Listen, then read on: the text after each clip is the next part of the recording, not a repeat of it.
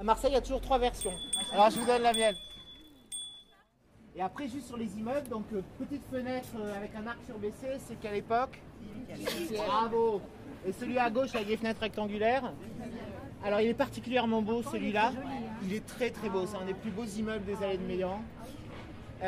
Donc, on le voit comme ça. Vous avez des décors en volute au-dessus des fenêtres qu'on aperçoit en raccourci comme ça, là, avec des fleurs qui s'enroulent en pampres et en vrille.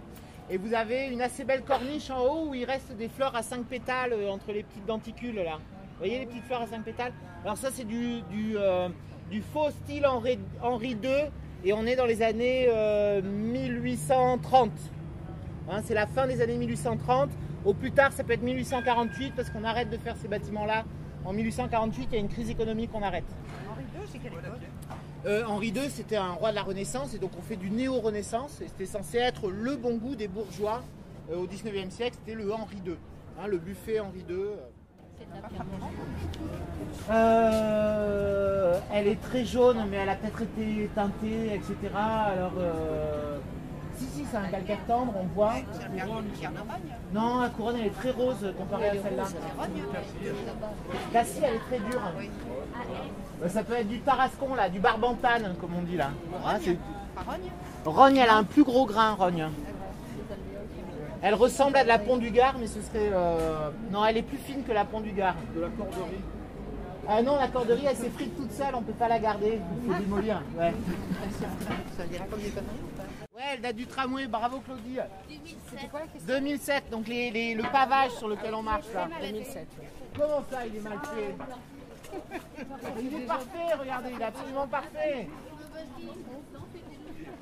On trébuche tout le temps. Et on fait tout après, les remettre. Oh, mais il faut pas. Non, mais non, tout va bien. Mais non, il est très très beau. Donc c'est. Alors les gros carrés rouges là, c'est du porphyre. Hein, c'est une pierre rouge. Mais c'est moche maintenant, c'était beau quand c'est sorti. Pourquoi c'est moche? Parce que c'est cradoc. Bah c'est pas vous qui avez mis vos chewing-gums dessus là, c'est pas. Ouais, non. c'est bon. Mais non, c'est patiné, voilà, c'est pas moche. Non, ce qui est intéressant, c'est que c'est des expériences. Vous voyez, toutes les villes refont leur sol avec des sols durs. Ça, c'est le lobby des marchands de chaussures à talons hauts. Hein, ça, et c'est des valises à roulettes. Hein, il faut faire des sols très durs, très plats comme ça là. Donc on fait des sols assez nobles.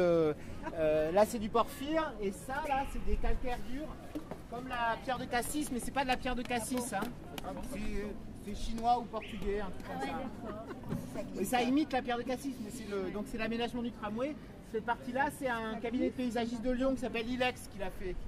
Et ils ont fait aussi la rue de la République, le cours Belsaint, vous voyez, ils ont eu une espèce de lot et ils ont décidé qu'il y aurait des ambiances différentes. Donc rue de la République, c'est gris avec des néons bleus la nuit.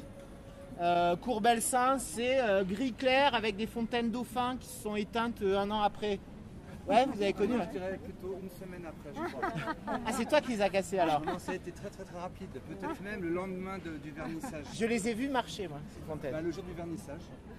Et ici, donc, la Canebière, le sol a été refait en 2007, ici, là. Et il y a une ambiance, alors rouge, c'est peut-être monter des marches à Cannes, le tapis rouge. Voilà.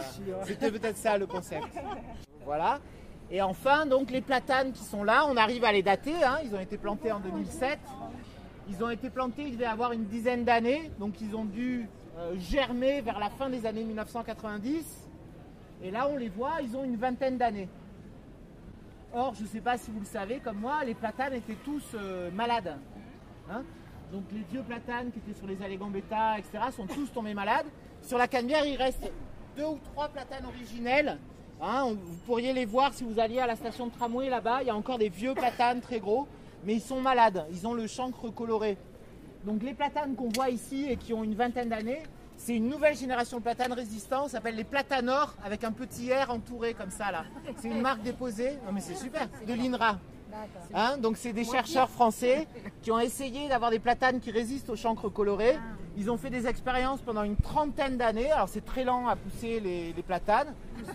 Et comme c'est une expérience, on n'est pas sûr qu'ils tiennent le coup. Donc ils sont toujours sous observation. Oui, ils veulent absolument mettre des platanes. C'est horrible pour le printemps et ça fait tout le monde éternue. Ouais, vous m'avez l'air tous mécontents là. Je sais pas. Peut-être s'ils savent que vous aimez ronchonner, alors. Qu'est-ce que c'est que ça? Et ça ressemble à un garage à vélo, mais alors il faudrait pouvoir bouger les vélos avec la porte. Les gens ne puissent pas s'asseoir. Exactement. Ouais. Ça annonce, c'est quoi sur les clochards. Non, ça soit là. C'est moche. C'est mal conçu. Bah, il y en a de plus en plus. Vous voyez, on était sur la belle, la noble Canebière, hein, sur cette plus belle avenue de la galaxie. Et tout de suite, on s'en éloigne. Là, on est à 6 mètres de la Canebière et on est là. Mais là, c'est beau par contre. Bah, tout est beau, c'est une très belle rue. Oui. Donc, je vous ai dit, c'est 1775 les allées de Meillan. Et en même temps, on fait Sénac, qui est la perpendiculaire. Hein, et puis, il y a le jeu de mots. Donc, le riche aristocrate qui donne les terrains s'appelle Sénac de Meillan. Et donc là, on a les allées de Meillan. Et ici, on a la rue Sénac. On a coupé son nom en deux pour lui donner le nom, pour donner son nom à deux entités séparées. Donc, le début de la rue date de la... Alors, juste le tracé au sol, hein, pas les immeubles, hein, de la fin du XVIIIe siècle. Et c'est petit à petit. Donc, les immeubles les plus petits, les plus moches, vont être peut-être de la fin du XVIIIe. Mais c'est tout au 19e, tout le long du 19e que la rue va se construire. Il y a une histoire, je vous la raconterai au bout, là-haut, là, sur comment ça aboutissait. Avant, ça se terminait sur presque une traverse un peu sale.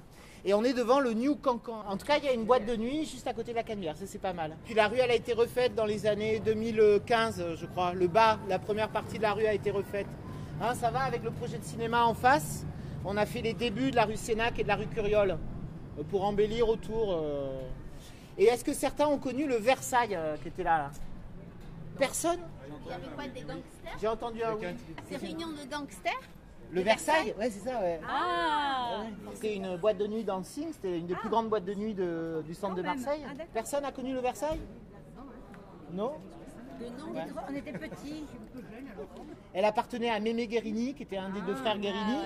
Et le Versailles est le lieu où, en 1965, Johnny Hallyday a rencontré Sylvie Vartan. Ah là là. Ça s'est passé ici.